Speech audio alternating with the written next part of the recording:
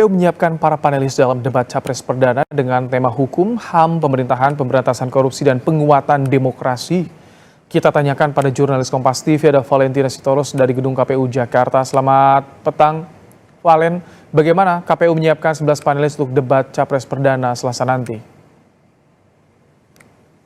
Ya, tentu ada sebuah sistem dalam menjaga kondusivitas para panelis ini supaya bisa merumuskan pertanyaan-pertanyaan yang nantinya bisa dijawab oleh para calon presiden dan wakil presiden di debat perdana yang akan digelar pada 12 Desember 2023 besok. Memang betul Ibrahim dan juga saudara, memang KPU menyediakan waktu untuk karantina kepada 11 panelis ini di Jakarta karena kita tahu bahwa 11 panelis ini berasal dari sejumlah akademisi dari sejumlah perguruan tinggi di Indonesia.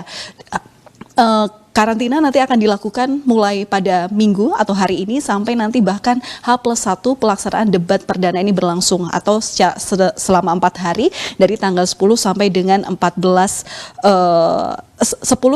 13 Desember 2023 di Jakarta. Kemudian sebenarnya kalau melihat dari proses karantina yang sebenarnya dilakukan oleh 11 panelis ini sebenarnya tidak ada perbedaan dari periode persiapan debat pada periode 2019 lalu. Memang dalam karantina nanti ini ke-11 panelis ini akan kemudian menyusun sejumlah pertanyaan yang sesuai dengan tema yang mana memang tadi betul Anda sampaikan mengenai hukum, HAM, pemerintahan, pemberantasan korupsi, penguatan demokrasi, kemudian juga mengenai peningkatan layanan publik dan juga kerukunan warga. 11 panelis itu memang seluruhnya merupakan pakar di bidangnya,